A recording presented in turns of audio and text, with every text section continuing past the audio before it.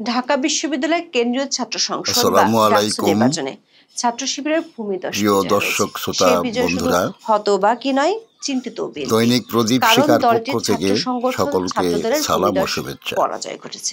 হিসেব নিকেশ এখন খুঁজে না গুরুত্বপূর্ণ পেয়ে বিষয় দলটির নিয়ে নেতারা খুঁজছেন আপনাদের সঙ্গে আলোচনা ছাত্রলীগের করছেন সাথে শিবিরের গোপন আতাতের গল্প। তবে সেগুলো মুখের কথা। ভেতরের খবর হলো দলটির শীর্ষ নেতারা ফুঁসছেন, নেতৃত্বের সিদ্ধান্ত নিয়ে প্রশ্ন তুলছেন কেউ কেউ। বিশেষ করে সামনে আছে আরো কয়েকটি বিশ্ববিদ্যালয়ের ছাত্র সংসদ নির্বাচন। ওই সব নির্বাচনের যদি একই ফল হয় তাহলে কি হবে? এর প্রভাব কি সামনের জাতীয় নির্বাচনে পড়বে না? তার আগে অনেকেই খুঁজছেন ডাকসুতে শিবিরের এমন জয় কি ঢাকা বিশ্ববিদ্যালয়ে ছাত্র শিবিরের একচ্ছত্র আধিপত্যের প্রমাণ, নাকি আরো অনেক ফ্যাক্টর কাজ করেছে? সংস্কার আর নির্বাচন ইস্যুতে বিএনপি কি সামনের দিনগুলোতে জামাতের হাতে আরো কোণঠাসা হয়ে পড়বে? এদিকে ডাকসুতে কিংস পার্টি এনসিপির ছাত্র সংগঠন বাক্সাসেরও ভয়াবহ বিপর্যয় ঘটেছে। সেটি আবার ভাবিয়ে তুলছে মন্ত্রীপাড়াকে। সব মিলিয়ে রাজনীতির এক জটিল রাজনৈতিক সমীকরণ হাজির করেছে এবারে ডাকসু নির্বাচন। পর 9 সেপ্টেম্বর অনুষ্ঠিত হলো ডাকসু নির্বাচন। নির্বাচনে ব্যাপক ভরাডুবি ঘটেছে বিএনপির ছাত্র সংগঠন ছাত্রদলের, সাথে ডুবেছে কিংস পার্টি এনসিপি সংগঠন বাক্সাস।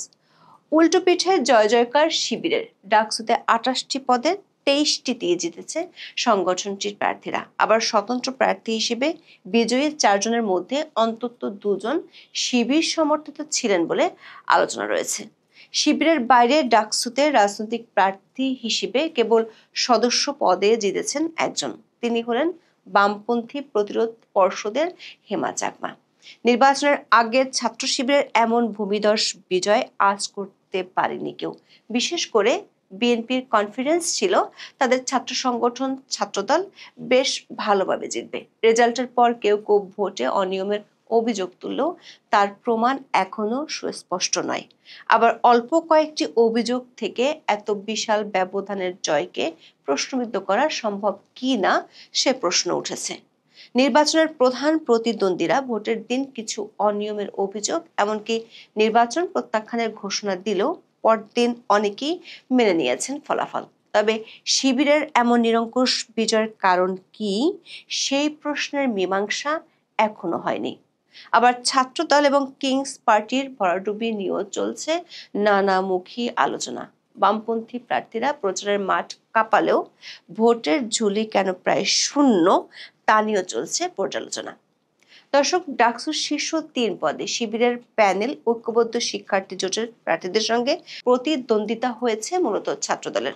এর বাইরে ডাকসুর অন্য পদে ছাত্রদলের প্রার্থীরা তেমন কোনো প্রতিদ্বন্দ্বিতাই করতে পারেনি। আবার ভিপি সহ প্রধান 3 পদে নিকটতম প্রতিদ্বন্দ্বীর চেয়ে দ্বিগুণ বা 3 গুণ বেশি ভোটে জিতেছে শিবির।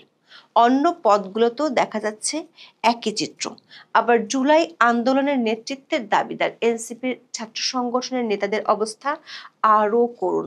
জুলাই আন্দোলনের প্রায় 13 মাস পর অনুষ্ঠিত ডাকসু নির্বাচনে কোনো পদে জেতা তো দূরের কথা, ন্যূনতম প্রতিদ্বন্দ্বিতাও তারা গড়ে তুলতে পারেনি।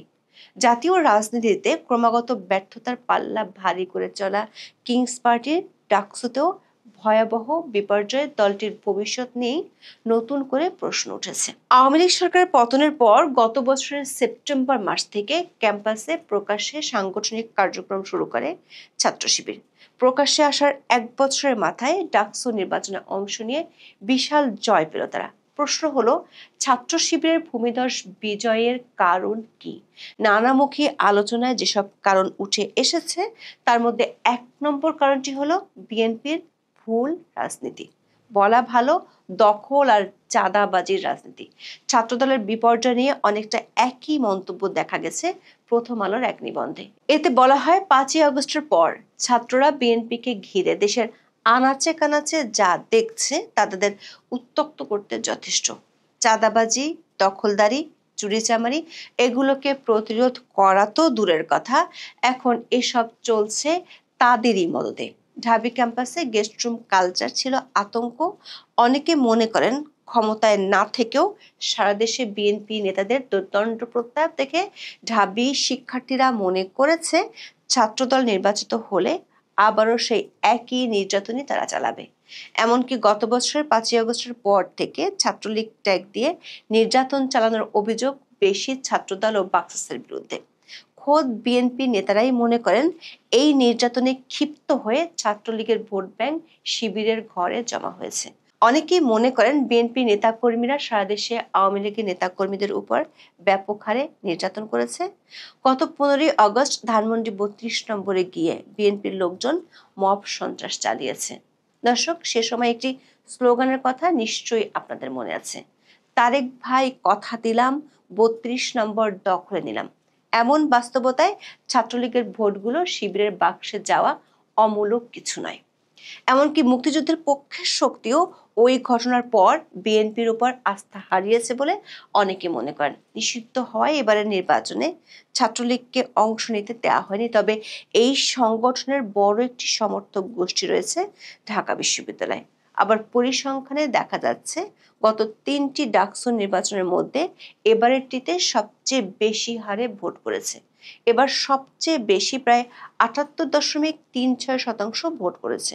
প্রশ্ন হলো, ছাত্রলীগের মতো বড় একটি ছাত্র সংগঠনকে পুরোপুরি বাইরে রেখে এই নির্বাচনে এত বেশি হারে ভোট কিভাবে পড়ল? এক্ষেত্রে গুরুতর কোনো অনিয়ম না হলে ধরে নিতে হবে নির্বাচনে নিজেদের প্রার্থী না থাকলেও ছাত্রলীগের কর্মী সমর্থকেরা ভোট দিয়েছেন। প্রশ্ন হলো, সেই ভোট কারা পেয়েছেন? নির্বাচনের বহুমুখী সমীকরণ থেকে ছাত্রলীগের ভোটের বড় অংশ ছাত্র শিবিরের পক্ষে গেছে কিনা তা নিয়ে গুঞ্জন রয়েছে। এমনকি দুই নেতা মির্জা আব্বাস ও ডক্টর আসাদুজ্জামান রিপনের মুখ থেকেও এসেছে এমন অভিযোগ। বিএনপিকে চাপে রাখতে আওয়ামী লীগ ঢাকা বিশ্ববিদ্যালয়ের শিবিরকে সমর্থন দিয়েছে বলে তারা মনে করেন। দর্শক, একটু খেয়াল করে দেখুন, গত 1 বছর ধরে বিএনপি বলে আসছে আওয়ামী লীগের ভোট নেই, সমর্থন নেই, অথচ ডাকসুতে শিবিরকে জেতাতে ছাত্রলীগের ভোট ব্যাংক ভূমিকা রেখেছে এমন কথা প্রকাশ্যে বলছে বিএনপি নেতারা। তাহলে গত 1 বছরে আওয়ামী লীগের জনপ্রিয়তা কি কমেনি এমন ইঙ্গিতই কি দিলেন বিএনপি নেতারা? দৈনিক মানব জমিনের এক খবরে একই আশঙ্কার কথা প্রকাশ করা হয়েছে। খবরটির শিরোনাম হলো, ডাকসু নির্বাচন আওয়ামী লীগের অট্টহাসি। এই প্রতিবেদনে ছাত্রদলের ভঙ্গুর সাংগঠনিক অবস্থাকেও দায়ী করা হয়। বলা হয়, 5ই আগস্টের পর বিএনপির আচরণে অনেক অভিভাবক বিক্ষুব্ধ। এর প্রতিফলন দেখা গেছে ভোটের বাক্সে। পর্দার আড়ালের রাজনীতির খেলাও এখানে অনেকটাই স্পষ্ট। আরেকটি বড় কারণ হিসেবে দেখা হচ্ছে শিবিরের গুপ্ত রাজনীতিকে। ইসলামী ছাত্র শিবিরের বিরুদ্ধে গুপ্ত রাজনীতির অভিযোগ আছে, কিন্তু এই অভিযোগকে তারা সুযোগ হিসেবে কাজে লাগিয়েছে। ছাত্রলীগের মধ্যে ঢুকে তারা রাজনীতি করেছিল। জাহাঙ্গীরনগর বিশ্ববিদ্যালয়ের নৃবিজ্ঞানের অধ্যাপক ডক্টর স্নিগ্ধা রেজওয়ানা ডয়েচে ভেলেকে বলেছেন, প্রকাশ্যে বা পরিচয় গোপন করে ঢাকা বিশ্ববিদ্যালয়ে শিবিরের মতো সংগঠিত আর কোনো ছাত্র সংগঠন নাই। শিবির তার সংগঠন ছাড়াও অন্য সংগঠনে আছে, বিভিন্ন সাংস্কৃতিক সংগঠনেও আছে। প্রকাশ্য এবং গোপন নেটওয়ার্ক তাদের অনেক বড়, তারা সহজেই সাধারণ ইস্যু তৈরি করতে পারে, ট্যাগিং করতে পারে। ফলে ডাকসুতে যে শিবিরের উত্থান হবে এটা অনুমেয় ছিল। যারা এটা ভাবতে পারেনি তাদের চিন্তার গভীরতার স্বল্পতা ছিল। আরেকটি কারণ হলো শিবির বিরোধী পক্ষগুলোর মধ্যে বিভক্তি। ডাকসু নির্বাচনে ছাত্র আন্দোলনের অংশীজন সবাই আলাদা আলাদাভাবে অংশ নিয়েছে, কিন্তু তারা আলাদা আলাদা প্যানেলে নির্বাচন করেছে। সমমনা দল ও স্বতন্ত্র প্রার্থীদের মধ্যে ভোটের বিভাজন বরাবরই দলীয় প্রার্থীদের বিশেষ সুবিধা দেয়। এবারও তার ব্যতিক্রম ঘটেনি। ইসলামী ছাত্র শিবির সে সুযোগকে কাজে লাগিয়েছে। ছাত্র দলের শীর্ষ নেতৃত্বের মধ্যে ছিল কোন্দল। কেউ কেউ ধারণা করছেন ছাত্রদল এমনকি কিংস পার্টির ভেতরেও বড় একটি অংশ শিবিরের পক্ষে কাজ করেছে। তারা প্রকাশ্যে এসব সংগঠনের প্রার্থীর পক্ষে তৎপরতা চালালেও ভোট দিয়েছেন শিবির প্রার্থীদের। আবার বামেরা কয়েক ভাগে বিভক্ত হয়ে নির্বাচন করেছে। ডাকসু নির্বাচনে শিবিরের এমন জয় নিয়ে দেশের রাজনীতি, গণমাধ্যম কিংবা সামাজিক যোগাযোগ মাধ্যমে চলছে নানা আলোচনা। কারণ এর পরে আছে জাহাঙ্গীরনগর বিশ্ববিদ্যালয়ের কেন্দ্রীয় ছাত্র সংসদ বা জাকসু নির্বাচন। জাকসুতেও কি শিবিরের দাপটে ভেসে যাবে অন্য সব সংগঠন, নাকি সেখানে দেখা যাবে আরেক সমীকরণ? এরপর আরো কিছু বিশ্ববিদ্যালয়ের ছাত্র সংসদের নির্বাচন আছে। সবশেষ যদি ফেব্রুয়ারিতে জাতীয় সংসদ নির্বাচন হয়, তাহলে সেই নির্বাচনে কি এই ছাত্র সংসদ নির্বাচনের ফল কোনো প্রভাব রাখবে? বিশ্লেষকেরা বলছেন, এই নির্বাচন শুধু ক্যাম্পাস রাজনীতির সীমায় আটকে থাকবে না, বরং তা আগামী জাতীয় সংসদ নির্বাচনের ভোটারদের মানসিকতা ও রাজনৈতিক সমীকরণেও বড় প্রভাব ফেলতে পারে। আবার অনেকে মনে করেন জাতীয় সংসদ নির্বাচন অনেক বড় বিষয় কিংবা ভিন্ন ব্যাপার। খবর হলো, ডাকসুতে একটিও পদ না পেয়ে চিন্তিত ঢাকা থেকে লন্ডন পর্যন্ত বিএনপির সবাই। দলে দেখা দিয়েছে অস্বস্তি, বিশেষ করে সংস্কার আর নির্বাচন নিয়ে আরো চাপে পড়বে দলটি। দলের ভিতরে ফিসফাস শুরু হয়েছে। এরই মধ্যে নেতৃত্বের ভুল সিদ্ধান্তকেও অনেকে দোষারোপ করেছেন। দলটির মুক্তিযুদ্ধের পক্ষের শক্তিকে কোণঠাসা করা হয়েছে গত কমাসে। বাইরের পক্ষগুলো আক্রমণ করলেও নেতাদের পক্ষ না নিয়ে উল্টো তাদের বিরুদ্ধে ব্যবস্থা নিয়েছে। দলের একটি অংশ বলছে, সামনে আরো খারাপ পরিণতির আশঙ্কা আছে।